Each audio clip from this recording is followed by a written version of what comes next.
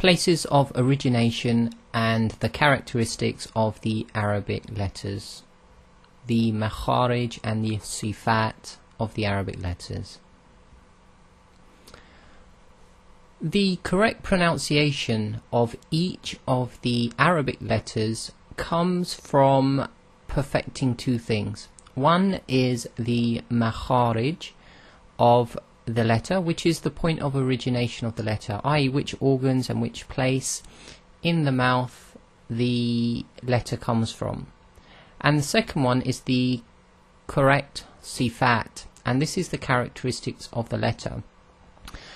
And the characteristics of the letters come in very important if you have more than one letter with the same point of articulation or origination, because they have to be separated then by their characteristics. So in order to have the correct pronunciation, these two go hand in hand. So we're going to go through the entire Arabic alphabet, and we're going to look at their points of origination and their characteristics, and we'll identify the differences between the letters in each group of letters. So we are going to group the letters up according to generally where they originate from. So the first thing we need to know is how the mouth is actually structured, okay, and the different parts in the mouth and what they're called in Arabic. So the first thing we've got is the throat, okay, so this in Arabic is the halq. And the scholars divide the throat into three parts: the top of the throat, the middle of the throat, and the bottom of the throat. Then we have what is known as the oral cavity, i.e. the room within, or the space within your actual mouth, known as the jawf. Then we have the nasal cavity, so that's the air passage in your nose, and that's known as khayshum. Then we have the lips, and there are two lips obviously, and they're known as the shafatan. Then we have the tongue itself, which is known as the lisan. So now we're going to look at the structure of the mouth in terms of more its biological makeup. So we have the top of the throat, the middle of the throat, the bottom of the throat. We have the soft palate at the back of the throat. So that is the very soft bit of your throat, but it's the bit just before the dangly bit at the back of your throat, the very soft part just before that. We also have the hard palate of the mouth, and that's at the roof of your mouth. So after the soft part of your mouth, it becomes harder, and it's hard all the way up until the front teeth. So that's really indicated there is the middle of the hard palate. Then we have the more front of the hard palate, and that is the hard part of the roof of your mouth after the main curve at the middle of your mouth. We then have what are known as the gums, so that's really where the hard palate meets the front upper teeth. We have the same at the lower teeth, so where the lower teeth meet the hard part of your mouth at the bottom, i.e. the gums. Okay, so now we're going to go through the points of origination, known as the Makharij, and we're going to group the letters up. So we've got 10 groups, and essentially the groups are either by letters that are made using the same organs in the mouth, or they originate in the same place as the mouth.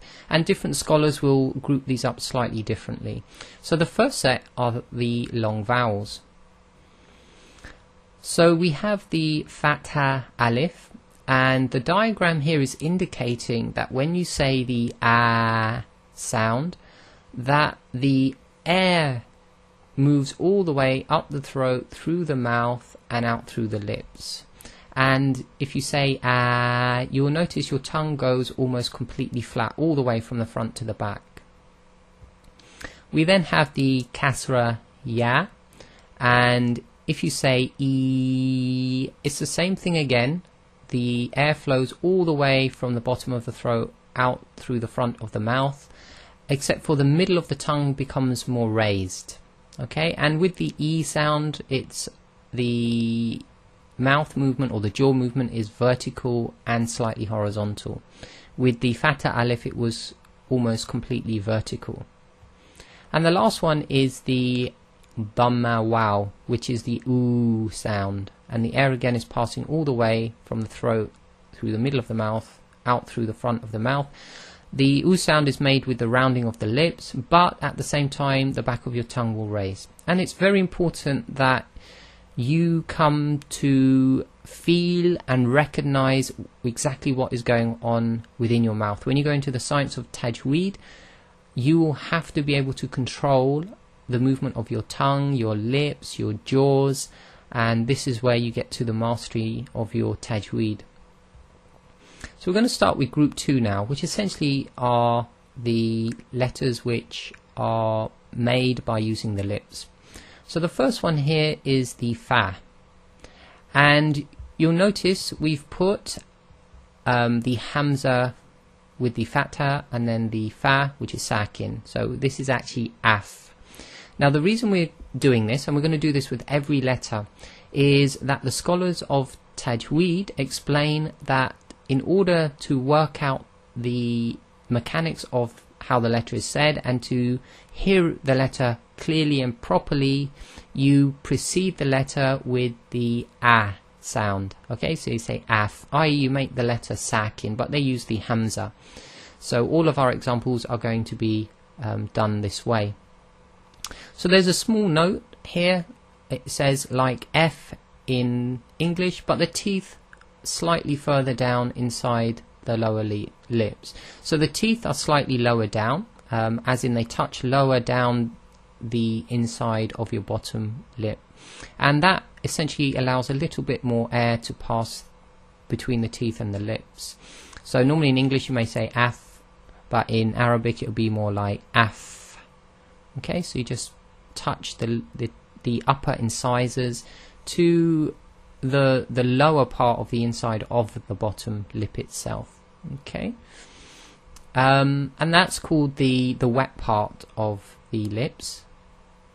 Okay, now in terms of the characteristics, we've got a few here, and this will be covered separately in the module which is purely dedicated to the Sifat, but I've got two highlighted here. So we've got the Hams, which is the continuation of the breath. So when you say Af, okay, there's at the end there's a f sound, a sort of more stronger release of breath, and that's normally known as the Hams. So that's called the continuation. Then we have the continuation of the sound itself. So when we say Af, Af, there's the sound of the Fa continues. It's not a sudden end to the sound. So these are two of the main characteristics of the Fa. Okay, the other characteristics are written there, and again we'll cover those in the lesson on Sifat. Now the Wow is here as Ow, Ow. So it says the complete joining of both lips, and it's not the middle part of the lips that are joining, it's the outer right and left part. So essentially you make a nice round circle. Now with this we have the stoppage of the breath and the continuation of the sound. So when we say Ow, the breath stops, but the sound carries on for a slight more time. And you'll notice when you say Ow, the back of the tongue raises up. Okay, one thing to be careful of, there are some Asian subcontinents where instead of saying Wa, they say Va, and that needs to be corrected. And essentially, when you say Va, you're using the Makharij of the Fa instead of rounding the lips like the Wa. Okay, and this is something your teacher will correct if you have that issue. The next is the Ba. So here we have Ab. Okay, and this is like the English letter B, And when you say ba, it's actually the dry parts of the lips that come together. Now, in terms of its characteristics, it's got a strong collision or a strong stoppage. So we say ab, ab. So when you stop on it, it's sharp and strong. And the other main thing here, we have what's called the echo. So in order to complete the sound, you have to release the two lips quickly and slightly. So you say ab. You can't say ab and then keep your lips together. You cannot complete the sound. And this is known as the qalqala, and we've got a whole lesson on this as well. Then we move on to meme. So we're still in group 2. And here we have am. And it's like the English letter M, so when you say ma, mi, mu, it's very much like the English letter. Okay, now it's pronounced by the meeting of the dry portions of the lips. However, the air also travels through the nasal passage. So when you say when you say it, just close your nostrils with your fingers and the sound will stop. And that indicates that actually the sound sometimes with the meme is coming from the nasal passage itself. And in terms of its characteristics then, it's again the stoppage of the breath itself. So the breath stops, but the sound is neither sharply stopped nor does it continue for a long time. So it's in between. Okay, so it's So we move into the next group, and we're going to the throat letters, and we start at the bottom of the throat. So we have here the letter Hamza. Now, this letter actually is a bit difficult because in English you have the sound but you don't have a letter to represent it, and the Hamza represents what is known as the glottal stop. It's an abrupt stopping of the airflow at the bottom of the throat. And if you were to say any English word which begins with a vowel and say it very slowly, you actually will hear this sound. So if you say 8, 8, you'll feel that your bottom of your throat closes very slightly for a very short time, and that's actually called the glottal stop, and in Arabic it's represented by the Hamza. So in terms of practicing this, just takes a bit of practice. This is a. So you have to try and close the bottom of the throat very abruptly. And then with the vowel sound, it would be a, e, u, a, e, u. And you have to get used to trying to just close off your air passage very slightly using the throat muscles. Now, in terms of its attributes or its characteristics, we have stoppage of the breath, and it's a strong stoppage. Okay. And again, you'll see this when you're practicing with your teacher. Then we have the letter ha, which some people call the soft ha, and it's very much like the English ha. However, with the ha in Arabic, there's a little bit more emphasis of the sound coming from what they say the chest. Although it originates from the throat, there's a sort of pulling of air from the chest. And if you say the English word hat, hat, it's a bit like that ha, hat, and you can feel your chest being used. And in terms of the characteristics, it's a continuation of the breath. Now, this is important when the ha is sakin. So here we have ah, ah. So what happens is, instead of just saying ah, you have to say ah. And you really try and bring it from the chest, although we have to be careful not to go ah, not overdo it, because the ha is a light sound and you just say ah, ah, without adding an extra at the end. That's a heavy sound, so we just want ah. Now when you say it when it's voweled, it will just be ha, he, hu. So we don't need to go ha, he, and very deep there. It's more, the deeper chesty sound is really more emphasized when the ha itself is sakin. Otherwise you can just relax and say the ha quite normally like you do in English, with a tiny bit more emphasis on the chest. Now the next one, we've called it the throaty ha, and it comes from the middle of the throat, and its closest equivalent in English is heart. So if you say heart, heart, you'll see there's a little bit of a squeeze in your throat.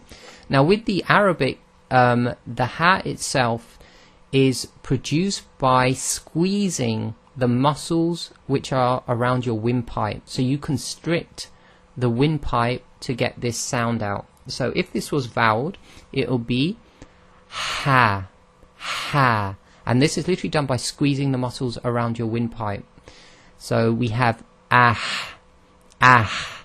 And you'll notice it's different from the previous ha because it's not from the chest. The previous one was ah, ah. Whereas this one is ah, ah. And we're squeezing the throat muscles. So this has a continuation of breath at the end, and it's a continuation of sound as well. Then we have what's known as the ayn. Now this is peculiar to the Arabic, and it has to be learned with the teacher, and it's produced by, again, squeezing the muscles in the throat. And it's a squeezing of the muscles is slightly, or rather the sound that comes out is a bit further back than the ha, the throaty ha. So here we have ah, ah. Okay, and voweled it will normally be ah, hey, oh. And it just takes practice of squeezing the throat muscles, and some people find this very difficult initially, and it causes a lot of problems in tajweed. However, it's just a matter of practicing squeezing the throat muscles, and you can feel your Adam's apple moving or up and down a bit when you squeeze the throat. So again, this is ah, ah, ah. Then we have the ha. Now this is a sound that is quite peculiar to the Arabic language. However, in the Scottish language, they have the word loch, loch, and that's the same sort of sound. And it's a letter that requires you to slightly constrict the throat. So here we have ach, ach. And it's a continuation of breath and a continuation of the sound ach, ach. So voweled it would be cha, chi, chu. So it's this sort of grinding sound, and it's effectively a continual exiting of the air, but you're constricting the windpipe at the same time.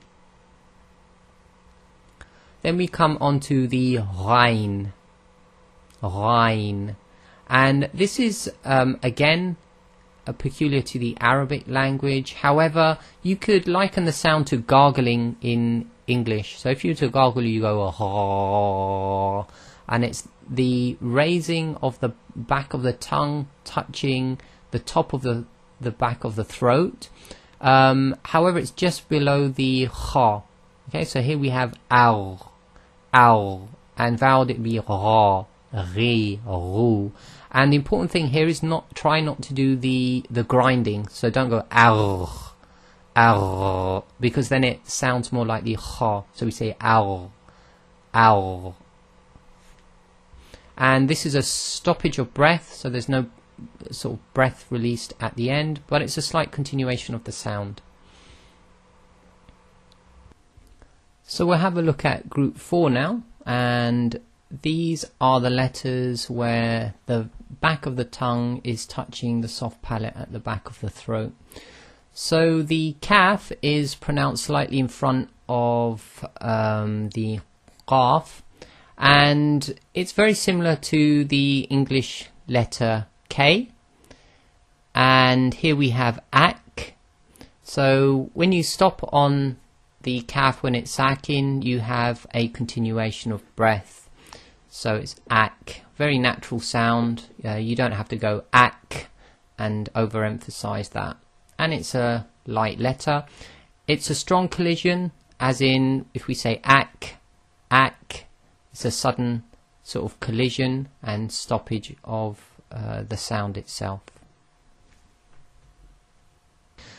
Then we have the qaf, and this is the extreme back of the tongue touching the uvula. That's the dangly bit, most people call it.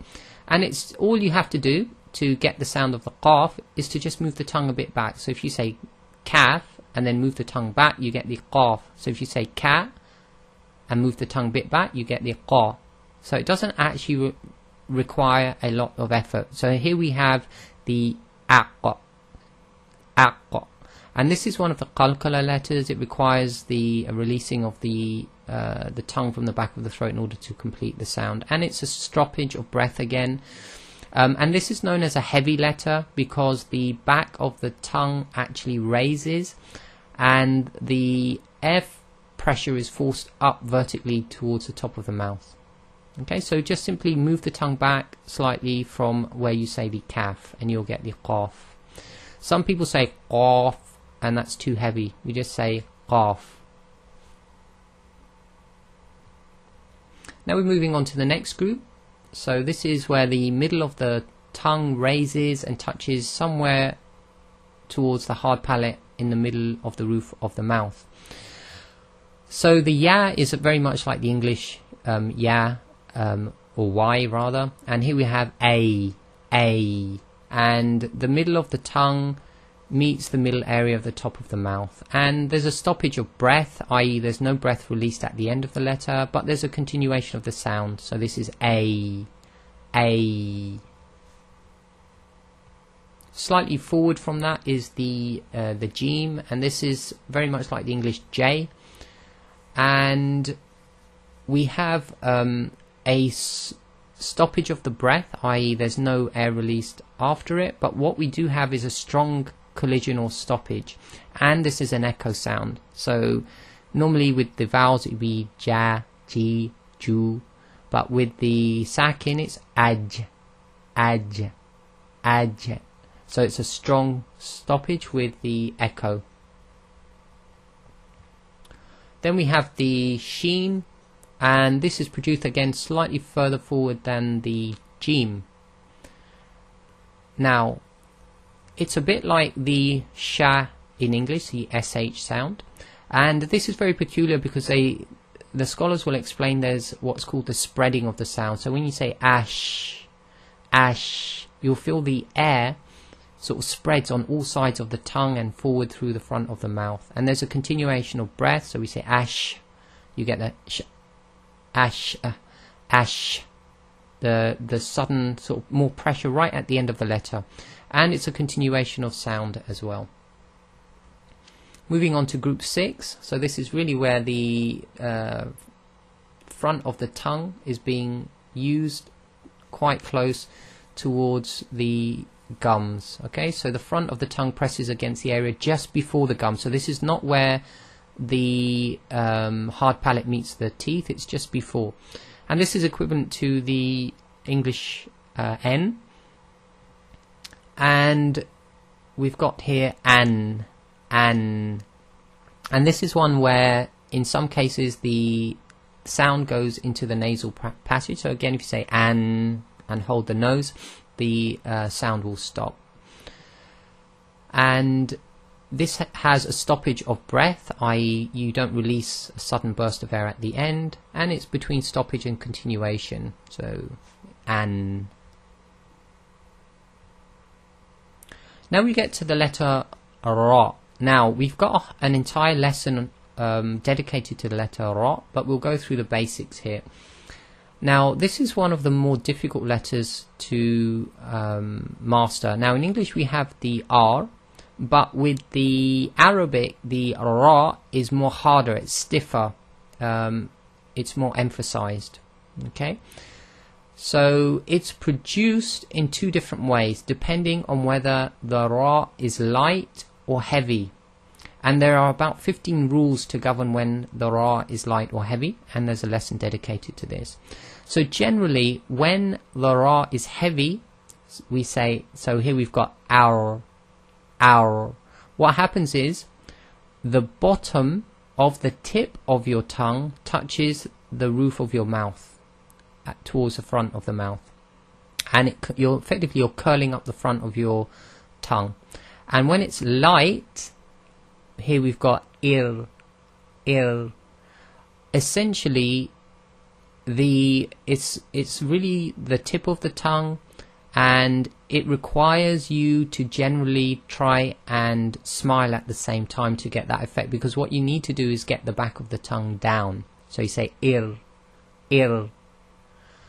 The other thing to note is that there is a slight vibration known as takrir when you say the ra. So when you say our, there's a tiny vibration, but what you're not allowed to do in tajweed is to overemphasize that. So you can't go our.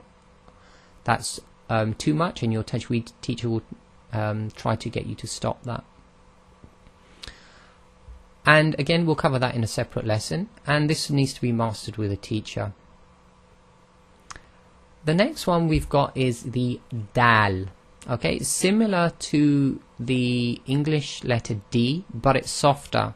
Now, in English you say dad, and the tongue is slightly back from the front teeth.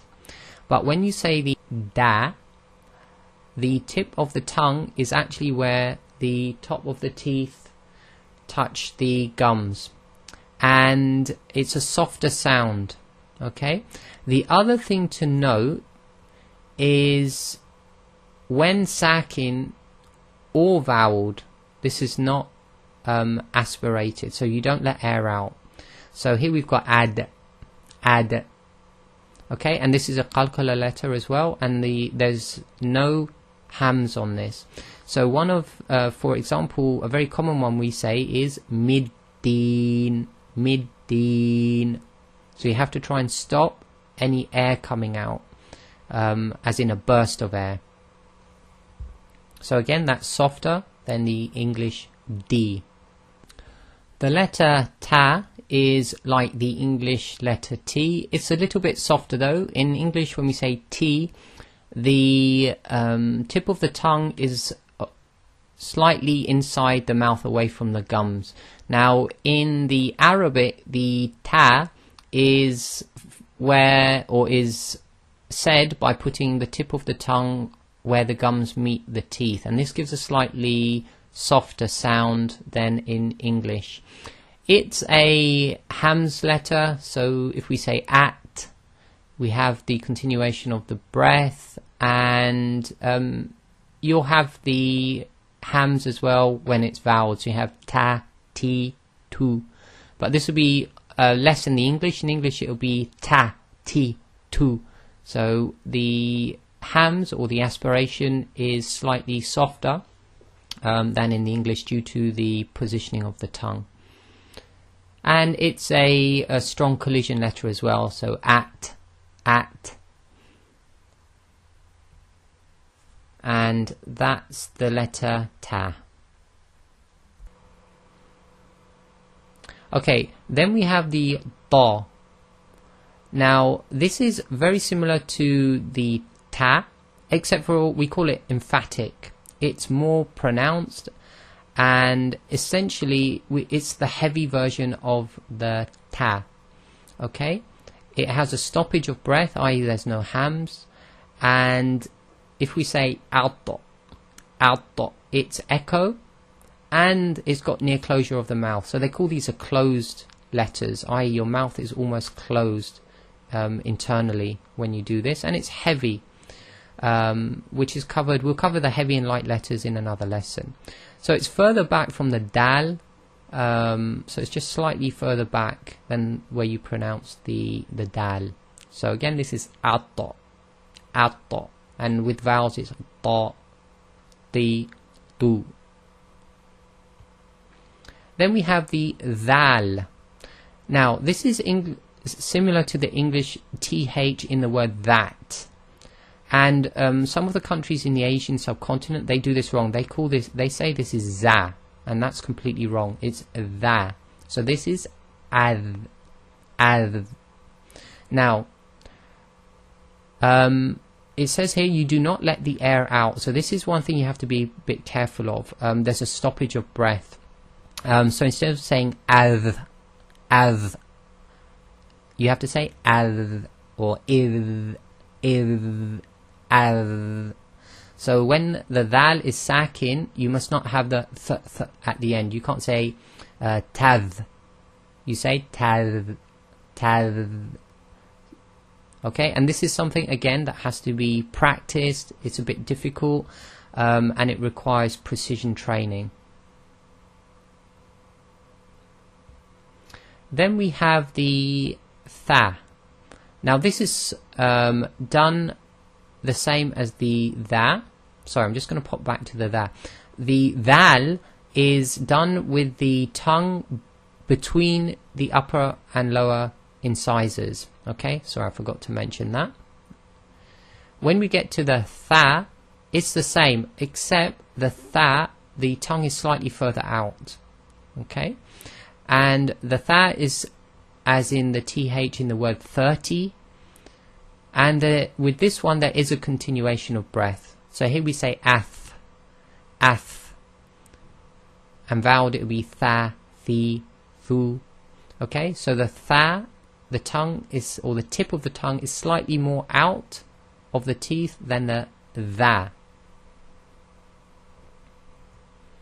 And then the third letter in this group is the la. Now this is like the dal, except for it's a heavy version of it, and there's a stoppage of breath.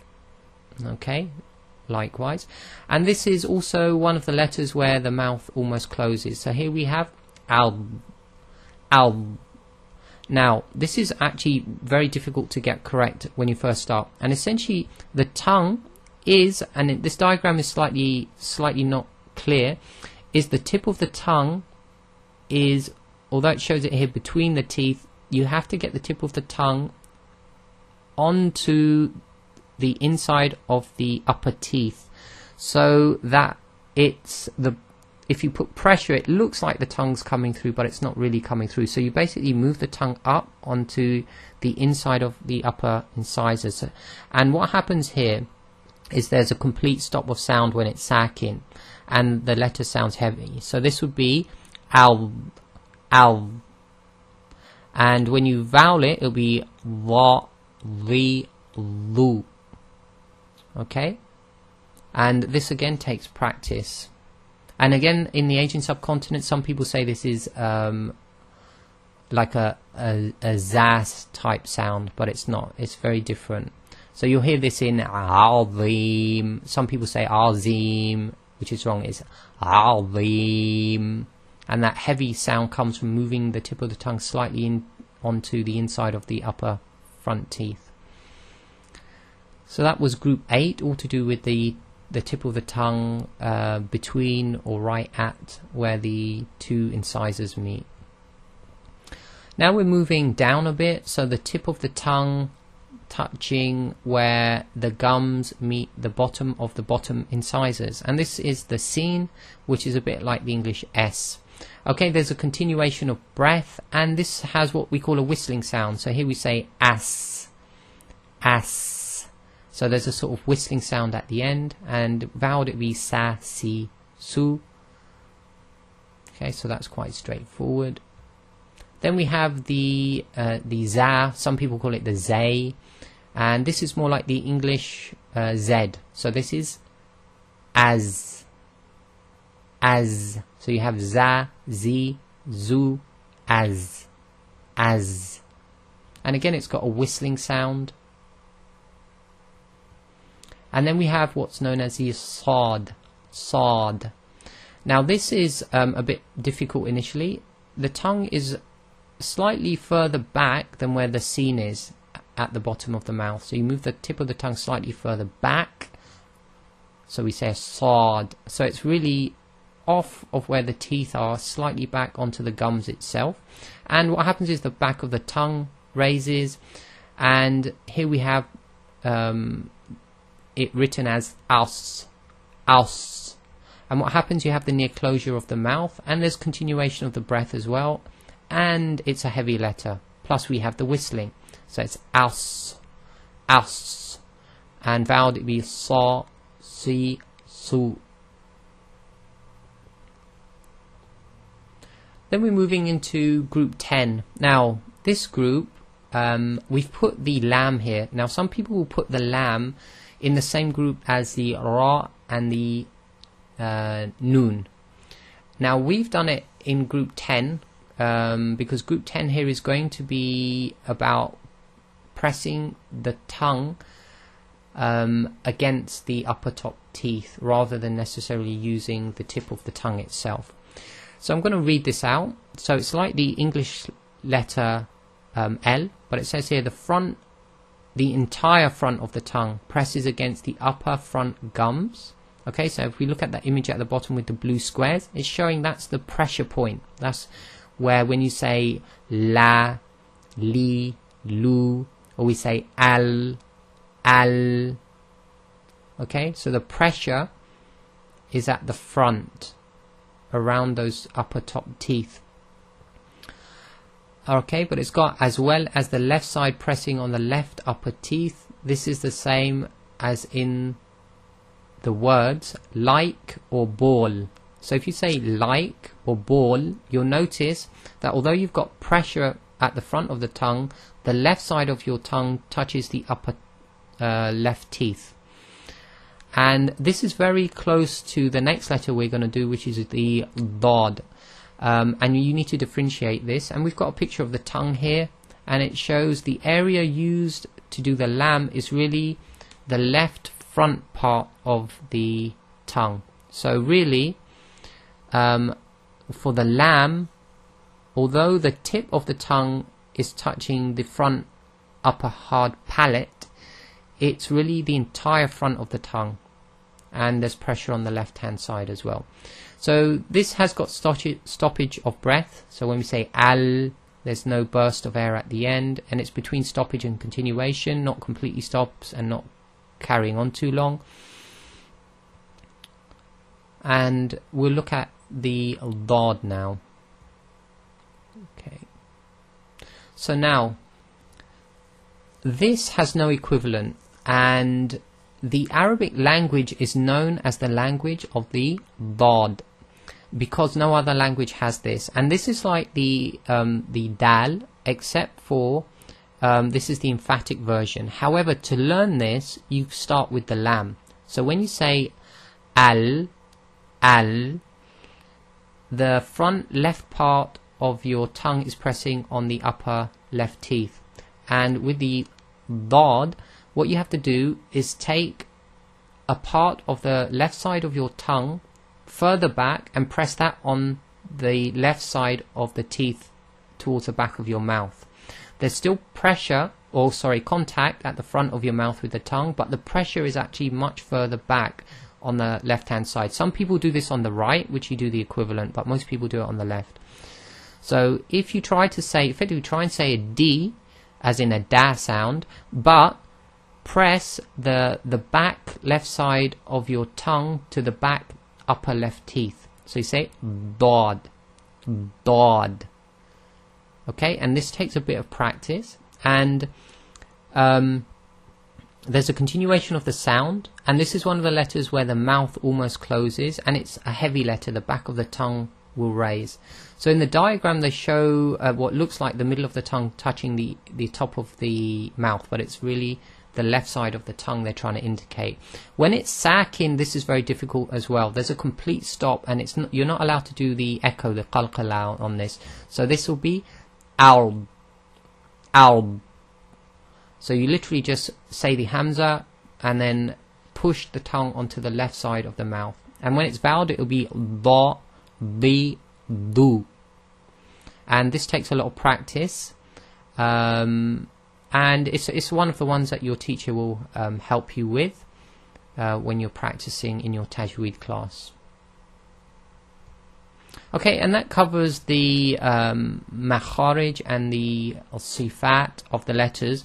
But one thing to be aware, this is theory, and when you're going through your tajweed and mastering your surahs with a teacher, this will be a long-term part of your training. So this is something that you have to keep practicing again and again and again, especially with things like the length of the echoes, the hams, or i.e. letting a bit of air out at the end or not, making your ta and your da light, lighter than in English, doing your bod correctly, and not making your qaf too heavy, etc. And this is something which comes from imitating the teacher, and you will have to readjust your tongue and literally memorize where you put your tongue, the amount of pressure you're using, how long you keep your tongue in certain places, etc. It takes a lot of practice, but this